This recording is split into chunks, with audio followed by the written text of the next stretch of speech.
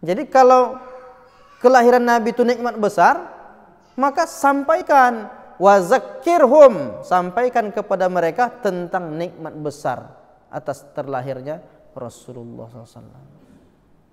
Itu dalil yang cuma ada orang yang nolak tuh. Mana kata maulidnya? Payah lah carinya.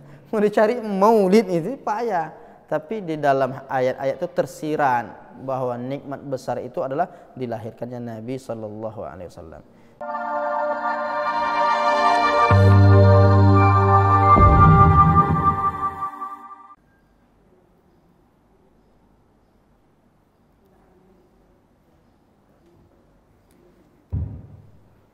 Assalamualaikum warahmatullahi wabarakatuh. Alhamdulillahirabbil alamin wa bihi nasta'in ala umurid dunya waddin wa ala alihi wa sahbihi ajma'in. Asyhadu an la ilaha illallah wahdahu la syarikalah wa asyhadu anna Muhammadan abduhu wa rasuluhu la nabiyya ba'dah. Ibu-ibu majelis ta'lim Masjid Al-Ansar yang dimuliakan Allah Ta'ala, bersyukur mengawali majelis ilmu pada siang hari ini dengan mengucapkan Alhamdulillahirabbil alamin. Dengan izin Allah Ta'ala kita dapat melangkahkan kaki ke rumah Allah ini. Mudah-mudahan langkah kaki kita menjadi penebus dosa dan menjadi diangkatnya derajat kita. Kata Nabi, hal adullukum ala ma yamhullahu bihil khotoya. Maukah kalian aku tunjukkan ada amal yang menghapus dosa? Lalu Nabi mengatakan, sahabat mengatakan, mau ya Rasulullah. Dan ada 3 perkara yang ketika diamalkan dapat menghapus dosa masa lalu kita. Salah satunya kata Nabi, wa kathratul khuta ilal masajid, memperbanyak langkah ke masjid. Jadi langkah kaki ibu ke masjid ini itu menjadi penghapus atau menyebabkan dosa-dosa kita dihapus oleh Allah Ta'ala. Semakin banyak melangkah ke masjid, semakin banyak dosa berguguran. Jadi berbahagialah jika kaki kita ini banyak dan sering melangkah ke masjid. Dan nanti di akhirat kaki kita itulah yang bersaksi. Disebutkan dalam surah Yasin, al-yawma nakhtimu ala afwahihim, pada hari ini mulut kami kunci. Wa tukallimuna aydihim, tangan berbicara. Wa tashhadu arjuluhum, kaki bersaksi. Jadi kalau banyak kaki itu melangkah ke rumah Allah, itu saksinya nanti dia akan bersaksi di hadapan Allah. Nah, jadi orang yang banyak langkahnya, banyak pula dosanya berguguran. Kalau dia datang pakai motor, kan nggak melangkah tuh.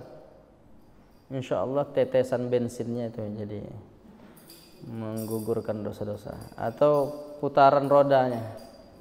Artinya tujuan hadis itu bukan pada langkahnya, tapi yang dimaksud adalah seringnya dia untuk menghadiri majelis ilmu, sholat berjamaah, menghadiri kajian-kajian keilmuan seperti yang ibu lakukan pada hari ini. Mudah-mudahan setiap langkah-langkah kita itu menghapuskan dosa-dosa kita. Amin ya rabbal alamin. Allahumma salli ala sayyidina Muhammad wa ala ali sayyidina Muhammad. Assalamu alayka ayyuhan nabiy wa rahmatullah. Jamaah yang dimuliakan Allah Subhanahu wa taala. Di zaman Rasulullah sallallahu alaihi wasallam pernah terjadi apa yang disebut dengan perbedaan antara sahabat yang satu dengan sahabat yang lain. Perbedaan apa yang dimaksud? Perbedaan pandangan, perbedaan pemahaman. Dalam sebuah hadis diriwayatkan dalam Sunan Abi Dawud dari Abu Sa'id Al-Khudri radhiyallahu anhu, diceritakanlah, kata Abu Sa'id Al-Khudri, kharaja rajulani fi safarin. Dua orang berjalan. Ada dua orang melakukan perjalanan. Fa hadaratis shalah. Saat itu masuk waktu salat. Dua orang berjalan, masuk waktu salat.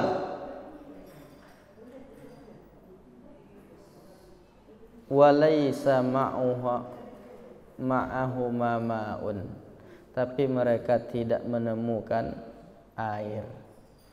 Dia sedang berjalan nih, musafir bu, orang sedang musafir berdua dia, dua orang laki-laki sedang musafir, tiba-tiba masuk waktu salat, tapi tak ada air. Kira-kira apa yang dilakukan bu?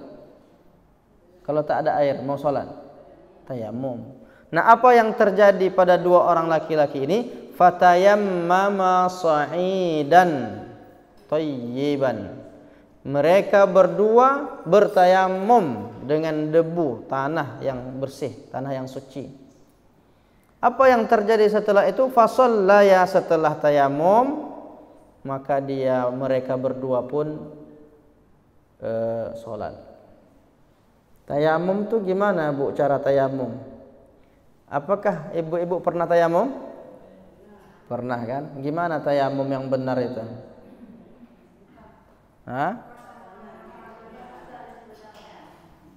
Diambil debu itu, ditempelkan kedua tangan kita, habis itu dipukul, baru hembus.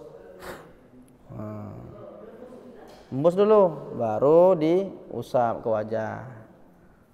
Habis itu untuk tangan diambil tempat yang berbeda. Jangan di situ lagi. Kalau di situ mustakmal namanya. Sama dengan air itu kalau dipakai lagi, air yang sudah dipakai untuk wudhu dipakai lagi kan mustakmal. Maka tak boleh diambil di tempat yang sama. Ambil tempat sebelah kiri lagi. Pindah lagi. Pukul lagi. Embus lagi. Diusaplah, dibagi tiga. Dibagi tiga maksudnya jari, nih telapaknya, kemudian ibu jempol nih, dari sini mengambilnya, dari belakang nih punggung. Nah yang ini ke sini, artinya ini punggung belakang, siku kan. Habis itu pindah telapak tangan ini ke, nanti jumpanya ibu jari sama ibu jari. Gitu juga. Jumpa dia ibu jari. Jangan kenakan ibu jari pas. Nanti kena lagi dia. Tidak boleh dua kali itu. Jadi kena ini lepas. Nanti jumpa di sini. Itu cara tayamum. Cukup wajah sama tangan saja. Dan tidak pakai kumur-kumur. Ibu masuk pula tanah itu ke mulut gitu kan. Atau ibu masuk pula debu itu ke hidung kan, mau istinsyak atau. Naam, betul. Cukup. Nah, tayamum itu kata Allah Ta'ala, famsahu biwujuhikum wa aydiyakum, usaplah wajahmu dan tanganmu.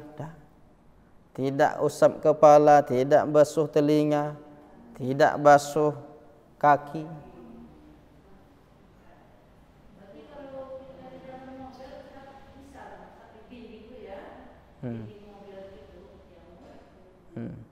Gimana kalau kita di mobil,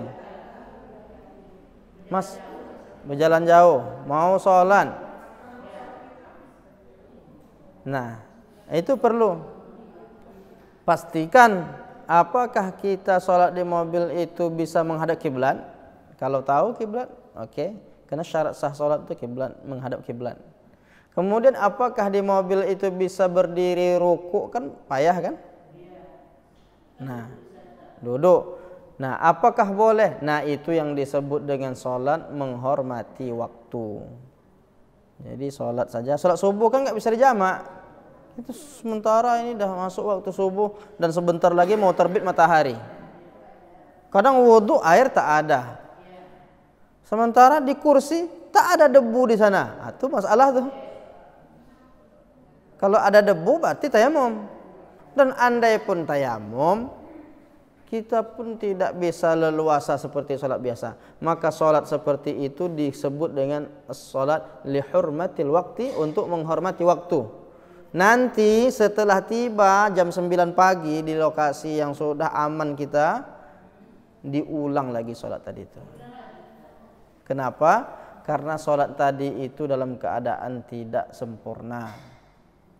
Itu namanya sholat menghormati waktu dalam mazhab Syafi'i. Nah, itu perlu ditandai itu.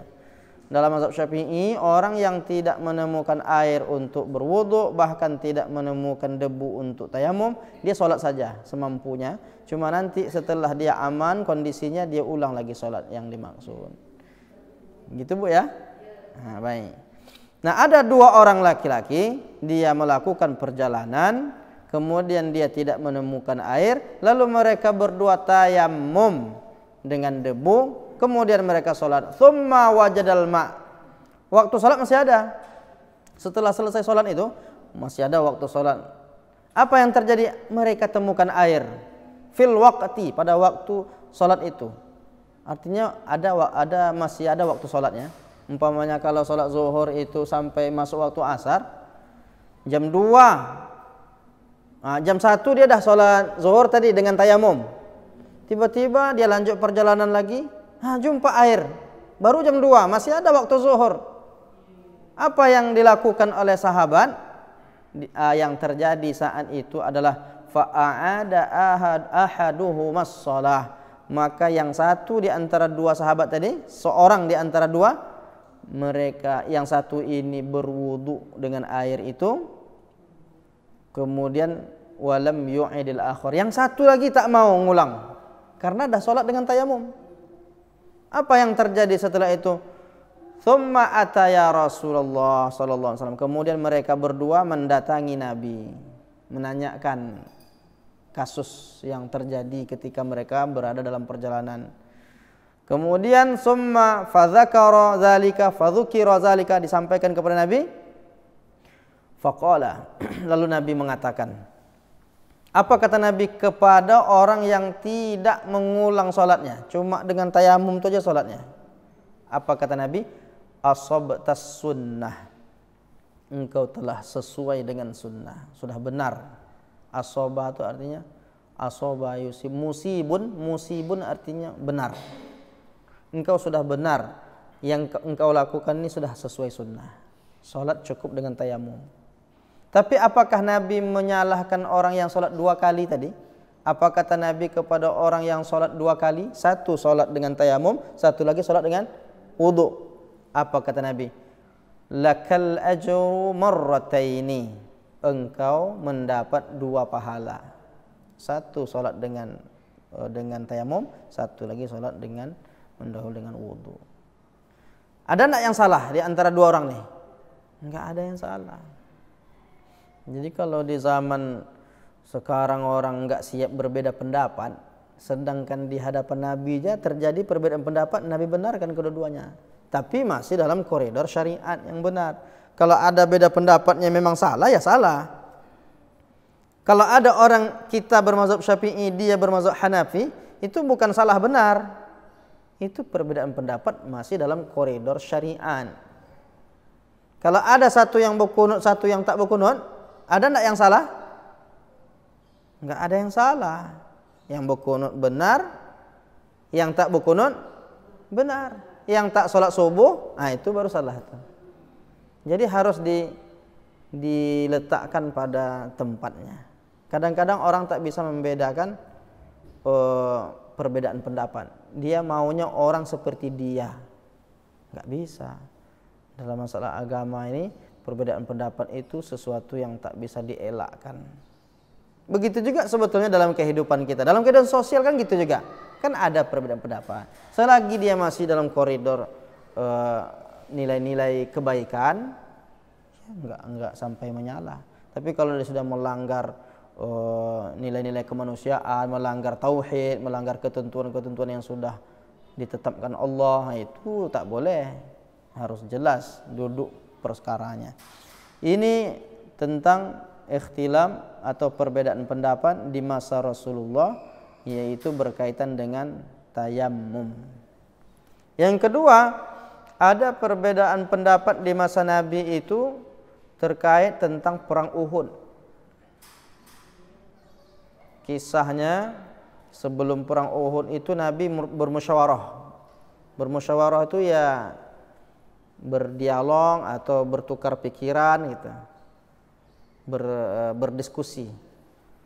Nah, hasil musyawarah, dalam musyawarah itu Rasulullah berpendapat sebaiknya kaum muslimin bertahan di kota Madinah, tidak usah keluar kota Madinah. Ini musuh mau datang, ini mau berperang. Kita tunggu aja musuh itu masuk di kota Madinah, ini baru kita bentengi. Artinya baru kita melawan gitu. Selama dia masih di luar kota Madinah, enggak usah.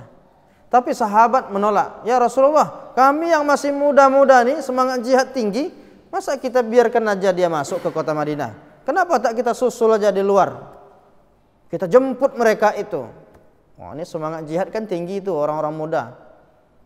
Kata Nabi, kita tetap tunggu di kota Madinah. Berbeda pendapat antara Nabi dengan sahabat. Apakah dicela sahabat ini? Enggak, biasa berbeda pendapat. Itu Nabi lagi. Maksum, terpelihara dari dosa.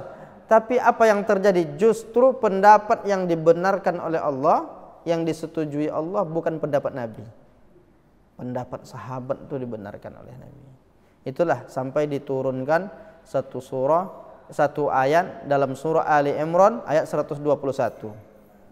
Apa kata Allah Ta'ala menjelaskan tentang bahwa pendapat yang disetujui oleh Allah itu sudah benar, yang dipahami sahabat itu harus menyusul keluar.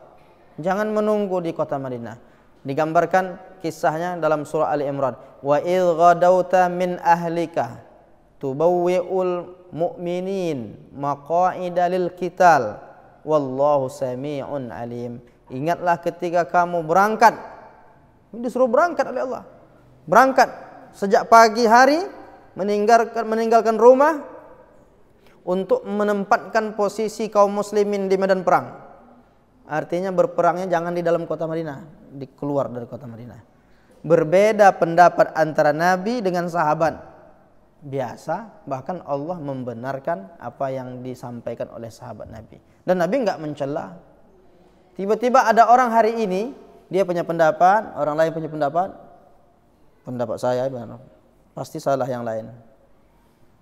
Dia anggap menurut saya zikir berjamaah itu enggak ada, ini yang benar.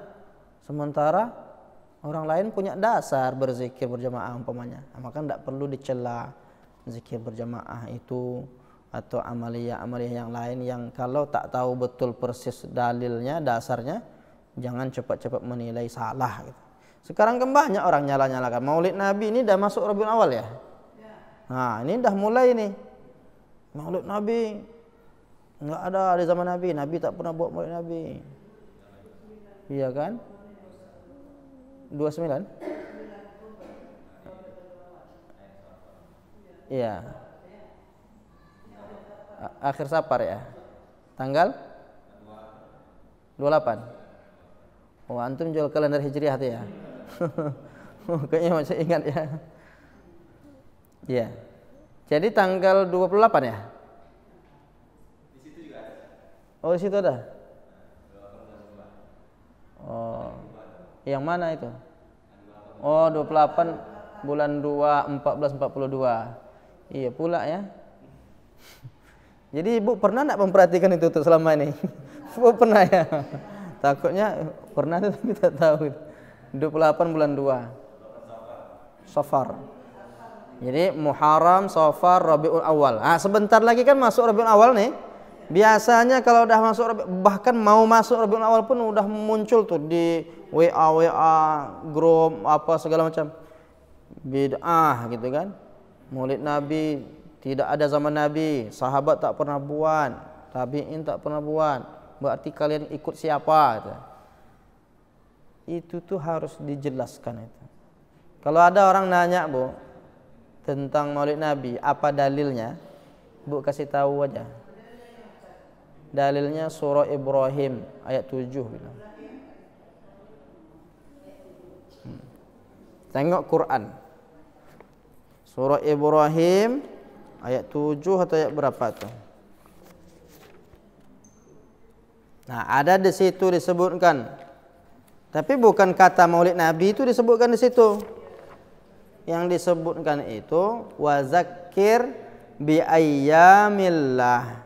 Ingatkan mereka tentang hari-hari Allah. Hari-hari Allah apa maksudnya? Tidak bisa kita memahaminya yang begitu kecuali kalau kita lihat penjelasan dalam hadis Nabi. Kata Nabi, maksud hari-hari Allah itu ni'amillah, nikmat-nikmat Allah. Lalu kata Al-Hafiz Ibnu Hajar Al-Asqalani yang mensyarahkan Sahih Bukhari, adakah nikmat yang lebih besar daripada nikmat dilahirkannya Nabi? Jadi kalau kelahiran Nabi itu nikmat besar, maka sampaikan wazakirhum, sampaikan kepada mereka tentang nikmat besar atas terlahirnya Rasulullah SAW. Itu dalil yang cuma ada orang yang nolak tuh. Mana kata maulidnya? Payahlah carinya. Mau dicari maulid itu payah. Tapi di dalam ayat-ayat itu tersirat bahwa nikmat besar itu adalah dilahirkannya Nabi SAW. Jadi kita sekarang ini banyak berhadapan dengan orang tekstualis. Dia sesuatu yang diamalkan harus ada tulisannya. Sama dengan salat sunat taubat, Bu. Itu ada orang nolak salat sunat taubat. Kenapa? Tidak ada hadisnya. Kata salat sunat taubat kan memang enggak ada hadisnya. Tapi apakah bermakna salat sunat taubat itu keliru? Tidak. Salat sunat taubat itu dalilnya kata Nabi, ma min abdin yuznibu zanban, tidaklah seorang hamba merasa dia sudah berbuat dosa, fayatatahhar, lalu dia bersuci, dia mandi, dia berwudu, thumma yusalli rak'ataini, kemudian dia salat 2 rakaat. Thumma yastaghfirullah, kemudian dia beristighfar minta ampun kepada Allah. Thumma shalla rak'ataini, kemudian dia meminta ampun kepada Allah setelah salat 2 rakaat tadi, illa ghafarallahu lahu, melainkan Allah mengampuni dosa-dosanya. Enggak ada disebutkan salat sunat apa. Ulama yang menyebut ini yang dimaksud hadis ini salat sunat taubat. Cuma karena tidak ada kata taubat di situ, salat sunat taubat pun dibid'ahkan, disalah-salahkan. Nah, ini perlu memahami ayat, memahami Al-Quran itu perlu penjelasan. Kalau tidak orang akan keliru memahami sendiri. Ya. Salat taubat itu tidak ditentukan. Dalam arti mau dibuat setiap hari sangat bagus. Mau dibuat seminggu sekali boleh saja. Mau dibuat hari Jumat saja boleh juga. Mau dibuat kapan pun bagus, tapi tentu yang terbaik itu setiap hari itu. Buya Hamka itu salat taubat tiap hari. Dari mana orang tahu Buya Hamka salat taubatnya setiap hari? Dari pengakuan anaknya,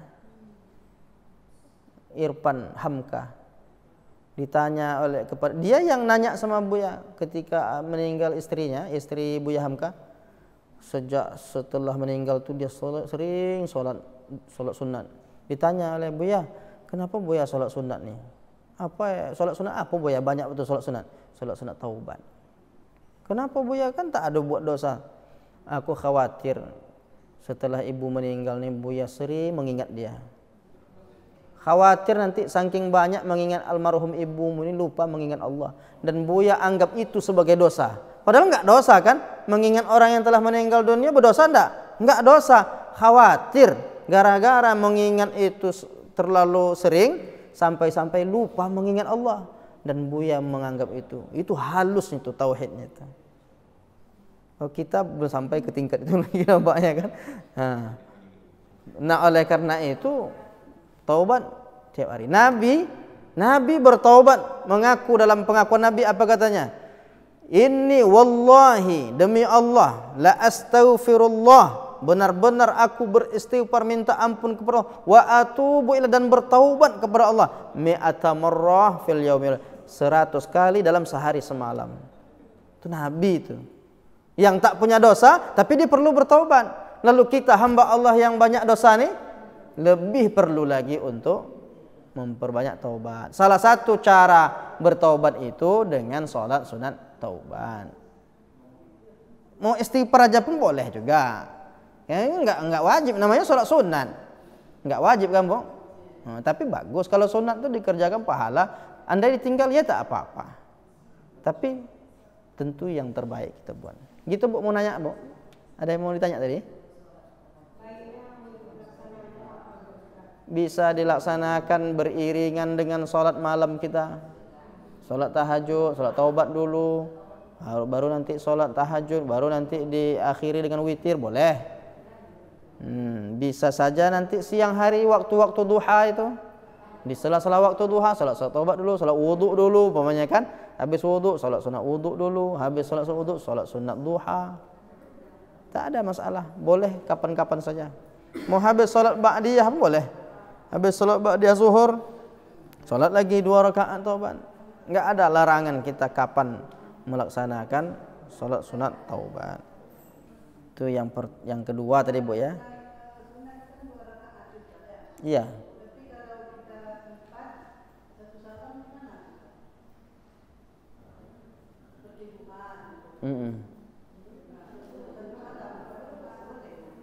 Boleh, sebahagian menyebut boleh, cuma begini, hadis Nabi tentang sholat sunat itu, kata Nabi gini, sholatul laili wan nahari mathna mathna. Sholat sunnah itu baik di malam hari maupun di siang hari dilakukan dengan format 2-2, mathna mathna. Itu hadisnya yang tegas. Tetapi sebahagian ulama membolehkan untuk sholat sunat untuk sholat sunat itu bisa juga diambil 4 rakaat itu 1 salam tanpa tahiyat.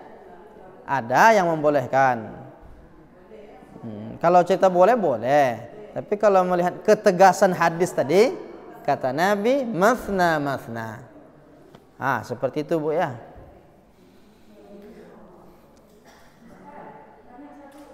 Boleh, Bu. Ya.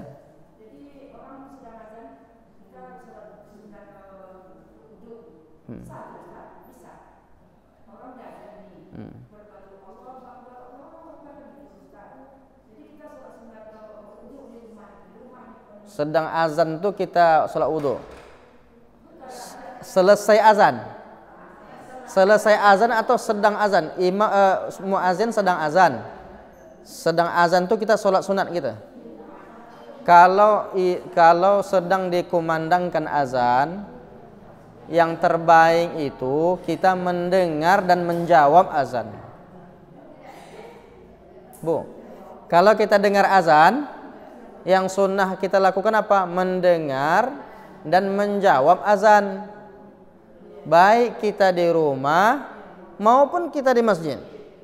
Jadi kalau masuk kita ke masjid orang sedang azan, enggak usah sholat sunat.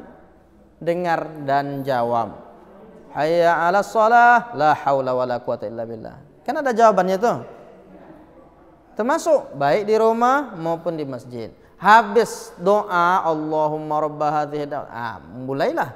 Kalau mau sholat masuk wudu bisa, mau sholat tahiyatul masjid kalau di masjid bisa, mau sholat sunat qobliyah langsung pun juga bisa. Tapi tidak sampai jatuh ke haram gitu, enggak.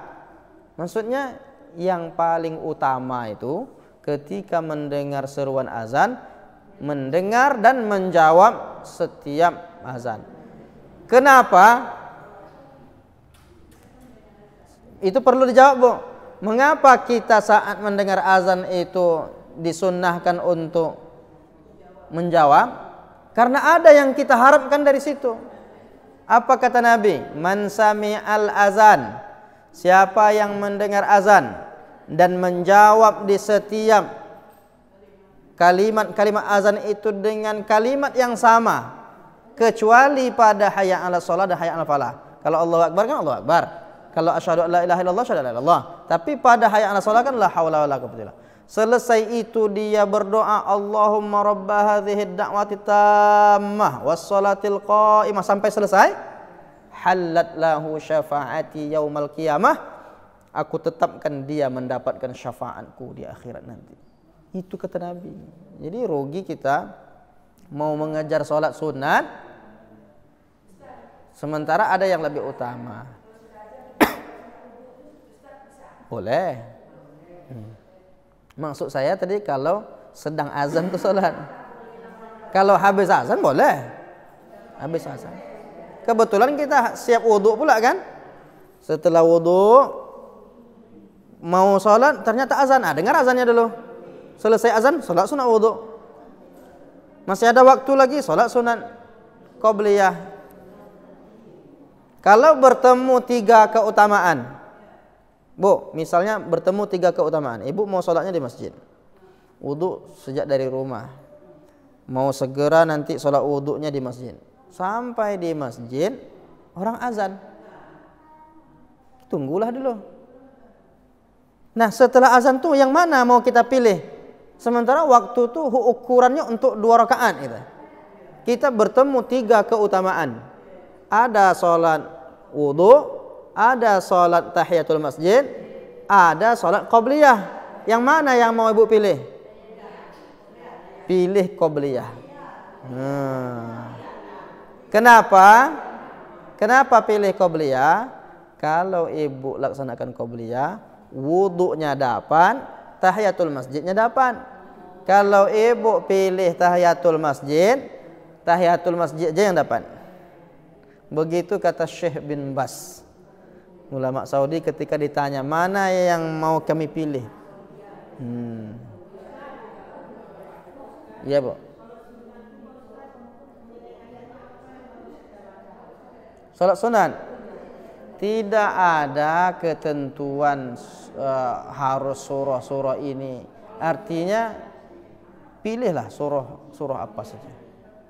Kalau waktunya pendek, enggak usah panjang-panjang betul. Ya kan? Sesuaikan aja. Salat sunat qobliyah itu kan cuma beberapa menit. Kalau kita baca surah Yasin tak selesai nanti. Artinya penyesuaian. Ya bisa surah-surah pendek.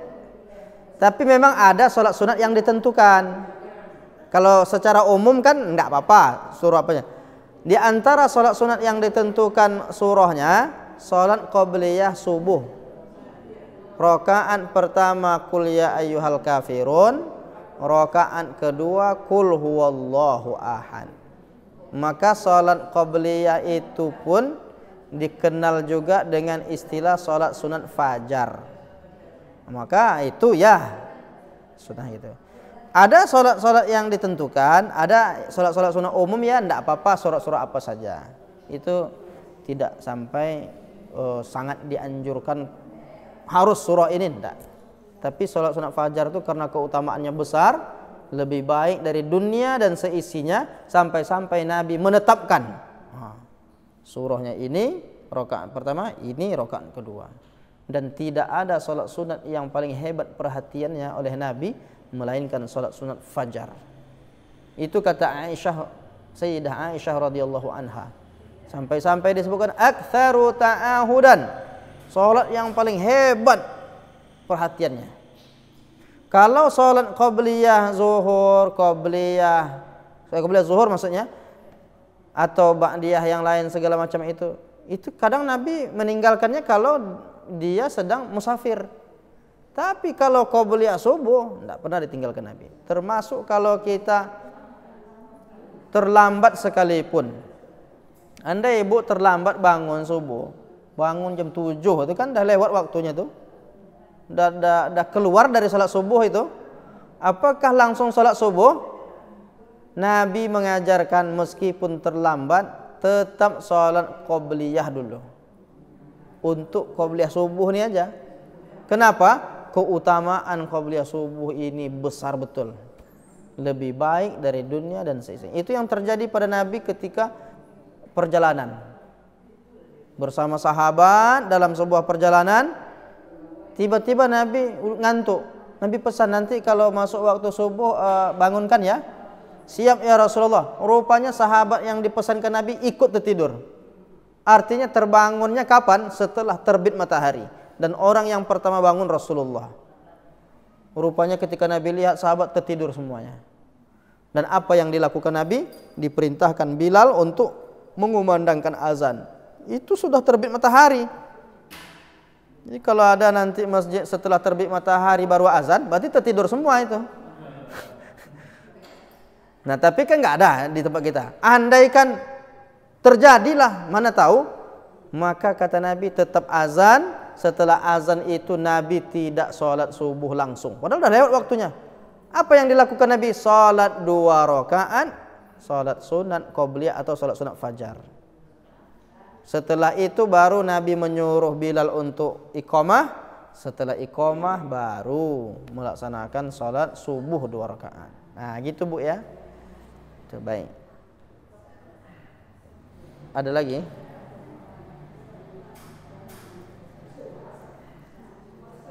Ya.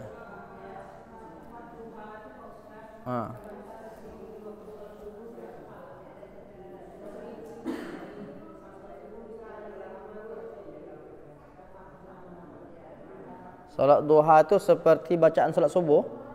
Gimana Bu? Kurang jelas. Kurang jelas saya. Pertanyaannya.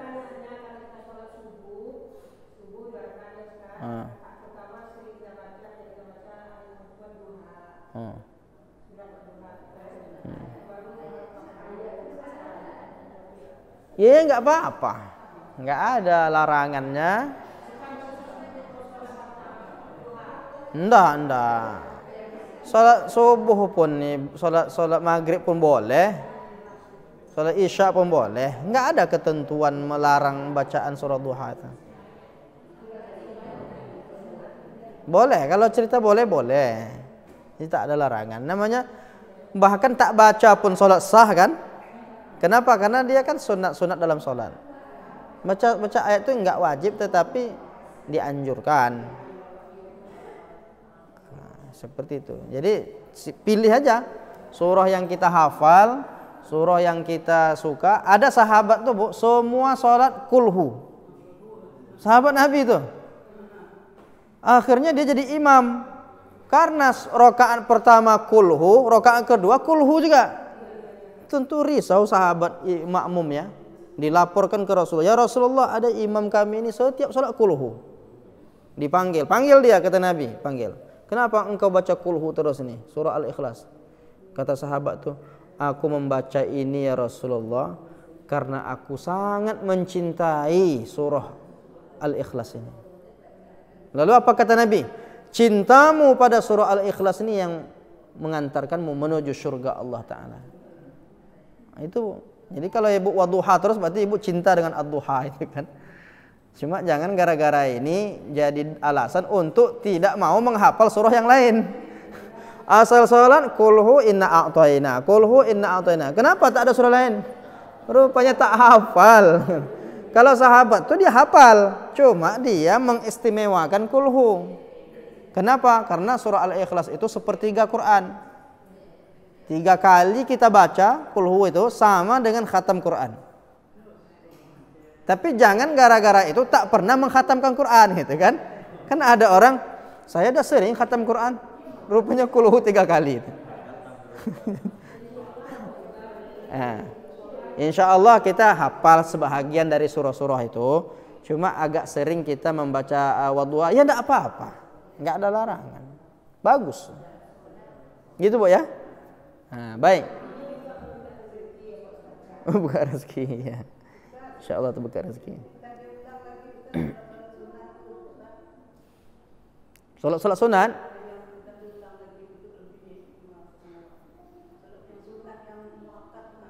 Oh, salat sunat qobliyah ba'diyah. Ya, kata Nabi, man sabara ala sintai asyrata raka'atan. Siapa yang menjaga salat 12 rakaat sehari semalam, bunyalahu bihinna baitun fil jannah, dibangunkan untuknya rumah di surga. Mana yang rumah yang disebut 12 rakaat itu? Dalam hadis lain dijelaskan. Ada buku jilid 1. Coba cek. Tak bawa? Oh gitu. Nah, itu. Nah, itu disebutkan arba'a raka'atin qabla az-zuhri 4 rakaat sebelum zuhur. Raka'ataini ba'daha, 2 rakaat sesudahnya, sesudah zuhur. 6. Raka'ataini ba'dal maghrib, 2 rakaat sesudah maghrib. 8. Raka'ataini ba'dal isya, 2 rakaat sesudah isya. 10. Raka'ataini qablal fajri, 2 rakaat sebelum subuh. 2 rakaat sebelum subuh tuh masuk ke situ, fajar itu. 12 rakaat. Jaga 12 rakaat, dibangunkan rumah di surga. Kok enggak masuk qabliyah asar? Memang enggak masuk. Tapi boleh qabliyah asar. Kok enggak masuk qabliyah maghrib? Memang enggak masuk. Tapi boleh salat qabliyah maghrib. Kok enggak masuk qabliyah isya? Memang enggak masuk. Tapi boleh salat qabliyah isya. Hanya yang 12 itu kekuatannya, jaga yang 12 itu. Ini jaminan surga, rumah di surga. Nah, adapun orang yang mengamalkan qabliyah asar, qabliyah maghrib, qabliyah isya pakai dalil yang lain. Dalil yang lainnya mana? Kata Nabi, baina kulli azanaini salatun. Baina kulli azanaini salatun. Antara 2 seruan ada salat. Antara azan dan iqamah ada salat sunat. Liman sya'a, bagi siapa yang mau. Berarti kalau ada orang, saya tidak mau qabliyah maghrib, ya berarti dia nggak mau. Ya nggak apa-apa. Kalau ada yang mau buat, boleh. Cuma kan tergantung masjid. Kalau dia kadang habis azan tuh langsung iqamah, berarti nggak sempat. Tapi kalau habis azan tuh masih ada waktu beberapa menit, peluang, yang mau buat. Nah, itu tentang qabliyah maghrib. Tapi yang 12 rakaat tadi, itulah 4 rakaat sebelum zuhur, 2 rakaat sesudah zuhur, 2 rakaat sesudah maghrib, 2 rakaat sesudah isya, 2 rakaat sebelum subuh. Itu Bu ya. Insyaallah mudah-mudahan Allah berikan kekuatan kepada kita untuk istiqomah dan kebaikan.